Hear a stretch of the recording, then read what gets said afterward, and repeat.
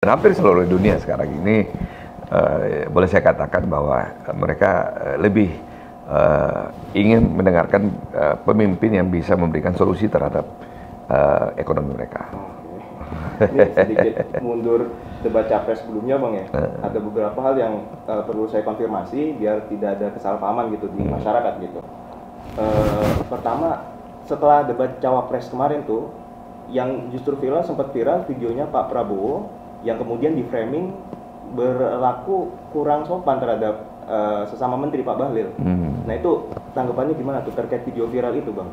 Ya biasa kalau orang mengambil viral-viral begitu, orang kan ingin mengidentitaskan Pak Prabowo dengan orangnya yang keras, sangar. Tetapi kan sekarang beliau kan gemoy. Gemoy ya. Santuy. Udah banyak tuh, malah ilustrasinya gemoy itu banyak beliau bisa joget dan sebagainya. Sehingga lagi-lagi kembali bahwa isu yang ada di masyarakat ini adalah isu ekonomi.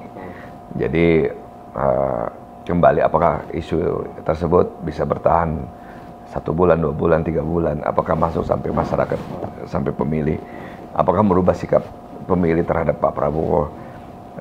Saya kira kita lihat daripada hasil-hasil polling aja kita lihat. Nah satu lagi di debat pertama Pak Anies mengatakan Pak Prabowo berubah. Saya nggak mau nanya soal Pak Prabowo berubah ke Bang Erwin, saya mau nanya Mas Anies berubah gak Bang? Dari 2016 Abang usung sebagai gubernur dan sekarang 2024 berbeda jalan nih. Apa yang berubah dari Mas Anies? Yang pasti berbeda karena sekarang beliau mau jadi calon presiden kan. Kalau lu calon gubernur doang kan. Jadi pastikan beliau harus punya wawasan yang lebih nasional dan lebih internasional dibanding sebagai calon gubernur yang wawasannya cuma kota doang gitu kan. Ya kota Jakarta kan boleh saya katakan nggak beda jauh dengan kota Solo gitu. Memimpin kota Jakarta dengan memimpin kota Solo hampir sama persoalannya. Jadi wawasan geopolitiknya harus kuat, hubungan luar negerinya harus baik juga. Jadi bagaimana juga pengetahuan ekonominya harus baik. Bagaimana bisa menyelesaikan persoalan hubungan dagang kita dengan berbagai negara yang Indonesia belum bisa selesaikan. Banyak Indonesia dikenakan tarif yang perlu Kementerian Luar Negeri kita dan perdagangan kita untuk melakukan lobby atau pembicaraan supaya Indonesia tidak dikenakan tarif, sehingga banyak investor yang datang ke Indonesia karena mereka tahu Indonesia punya kualitas SDM yang baik, kemudian punya non tarif yang bisa mereka jual ke berbagai negara. Ini saya penasaran sama alasannya Bang Erwin nih terkait pilihan politik Bang Erwin. Akhirnya mantap yakin masuk ke TKN Prabowo, apa alasannya Bang? Soalnya kalau saya lihat ya dari Golkar itu salah satu bentuk kedewasannya adalah perbedaan sikap politiknya itu wajar terjadi gitu. Tahun 2019 Bang Erwin mendukung Pak Prabowo, Golkar mendukung Pak Jokowi gitu. Sebelumnya juga waktu Golkar mencalonkan Pak Wiranto jadi capres, Pak Yusuf Kalla justru jadi wapresnya Pak SBY gitu kan. Jadi biasalah saya melihat perbedaan pandangan politik seperti itu. Nah 2024 kenapa Bang Erwin mantap yakin memutuskan untuk mendukung kembali Pak Prabowo? Yang pertama, saya nggak pernah tidak mendukung Pak Prabowo. Sikap politik beliau, apa yang menjadi cita-cita beliau, selalu saya dukung. Karena saya bangga dengan sikap politik beliau yang nasionalis dan patriot ya. Dan beliau punya jiwa sportif yang luar biasa yang kita perlu bangga. Kemudian kita juga melihat bahwa Pak Prabowo kan adalah tokoh yang dibesarkan dan lahir dari Golkar juga. Beliau punya paham jalan tengah, beliau punya paham ekonomi Pancasila. Jadi kepaham yang mirip dan sama dengan Golkar. Dan saya 2019 saya mundur dari partai karena mendukung beliau secara terbuka pada saat itu. Dan sekarang karena partai Golkar yang juga mendukung beliau, ya saya kemudian didorong oleh partai Golkar untuk menjadi wakil ketua TKN sekarang ini. Yang menarik juga ketika Pak JK akhirnya mengumumkan kalau beliau mendukung ya paslon Amin, paslon seberang gitu. Dan kalau saya lihat kan Bang Erwin ini cukup dekat dengan Pak JK gitu. Dari hubungan kekeluargaan dekat, sebagai sesama politikus dan bisnismen juga dekat gitu. Ada yang berubah nggak Bang? Kedekatan hubungan itu setelah Di keluarga kami demokratis kok. Oh, demokratis. Seringkali ada perbedaan. Tetapi saya ingin mengomentari Pak JK tidak pernah memberikan pernyataan resmi terkait dukungannya kepada Amin ya. Yang ada juru bicaranya yang mengumumkan, dan ada viral video ya. Dan saya belum pernah melihat Pak JK melakukan press conference tuh terkait dukungannya. Ya. Yang ngomong secara langsung. Ya, jadi menurut saya apakah itu betul Pak JK mendukung atau cuman jubirnya yang kemudian mengumumkan kepada media, yang nggak dibantah oleh Pak JK juga. Jadi saya kira Pak JK punya paham jalan tengah juga yang menjadi ideologi Golkar ya, yaitu ekonomi Pancasila itu. Kirain di grup WA keluarga gitu udah mulai ini Bang, nanya-nanya gitu kan. Enggak lah.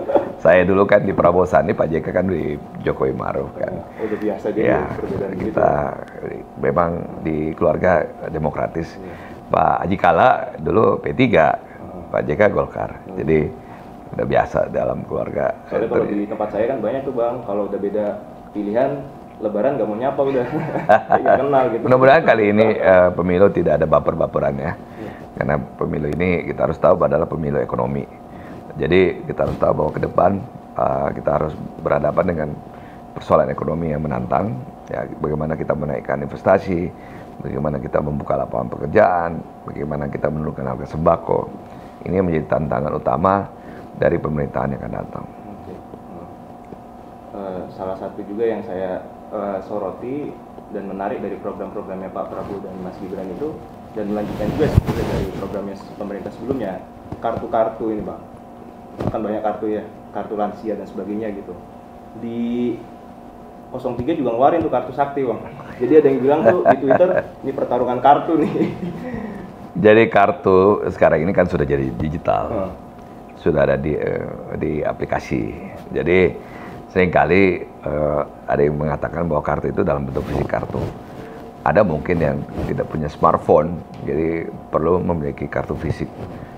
Karena ya harus ke toko, kemudian memperlihatkan kartunya, diperiksa apakah ada dalam database dan sebagainya. Tujuannya adalah transparansi dan tepat sasaran sebenarnya. Kenapa?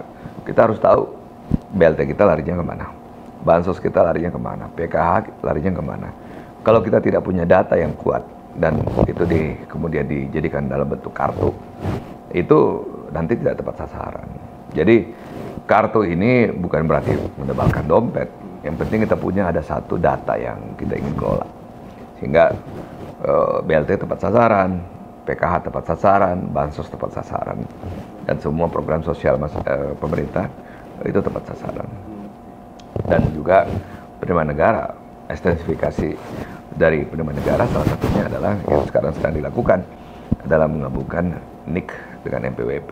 Oh ya, menjadi terintegrasi ya? Ya. Cukup satu nomor aja Bang? Ya, cukup satu nomor.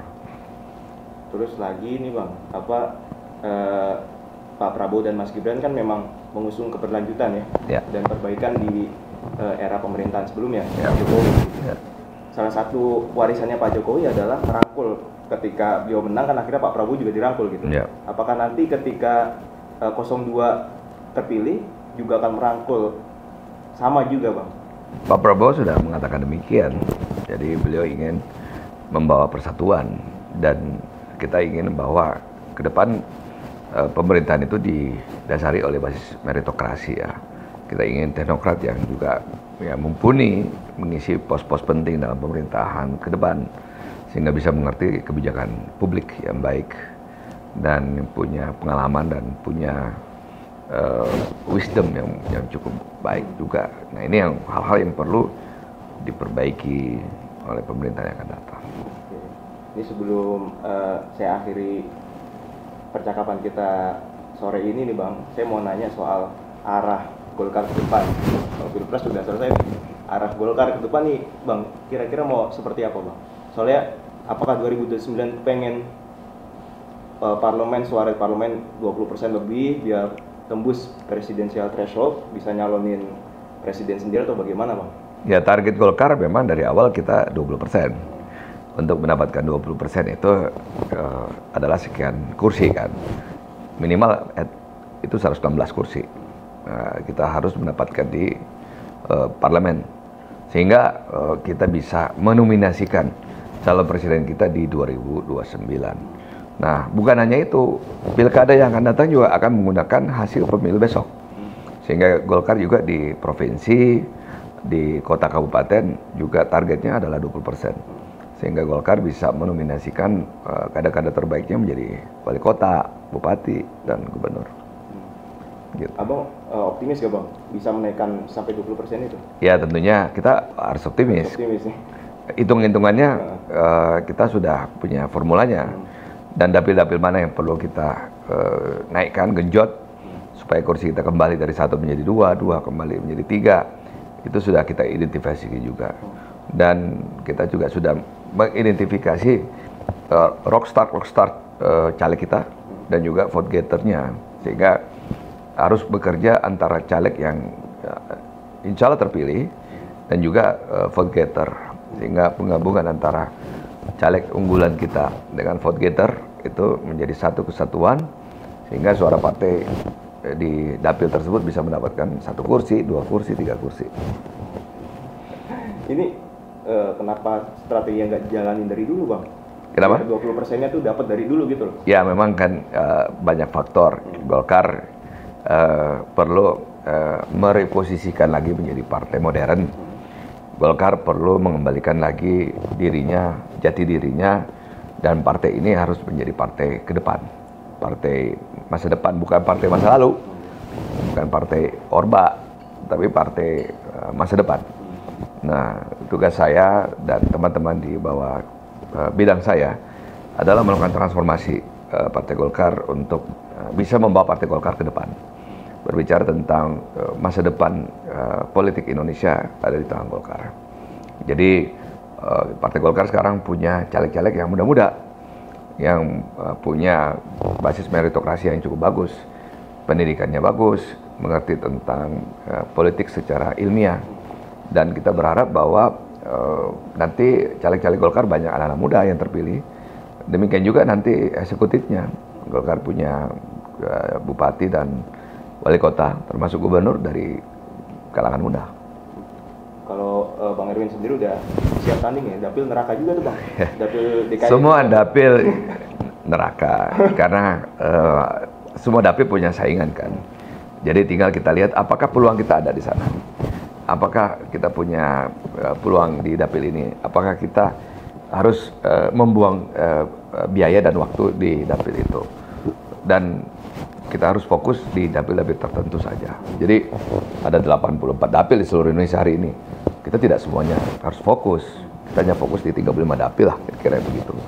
Sehingga 35 dapil ini yang harus kita jaga betul-betul, yang kita pelototin secara maksimal oleh Bapilo Golkar. Sehingga disitulah kita bisa mendapatkan tambahan kursi. Dan tambahan itu mudah-mudahan pada pemilu besok bisa terkonversi menjadi 20% dari suara legislatif kita. Ada pesan terakhir gak Bang buat pemilih yang sudah punya hak pilih tanggal 14 Februari nanti nih, sebelum kita tutup nih, speak up hari ini? Ya, bagi saya adalah bahwa pemilu besok adalah masalah ekonomi. Bagi Partai Golkar, kita ingin berjuang tentang bagaimana kesejahteraan rakyat, bagaimana menurunkan harga sembako, bagaimana membuka lapangan pekerjaan, bagaimana membawa keadilan dalam bidang ekonomi, keadilan dalam bidang pendidikan, keadilan dalam bidang kesehatan, dan tentunya keadilan dalam bidang hukum. Nah, Partai Golkar punya teknokrat yang banyak, punya caleg-caleg yang baik, dan punya caleg-caleg yang backgroundnya dari teknokrat dan punya kemampuan dalam kebijakan publik yang baik. Mudah-mudahan Partai Golkar bisa dipercaya oleh masyarakat kembali dan bisa menjadi pemenang pemilu seperti 2004 terakhir itu.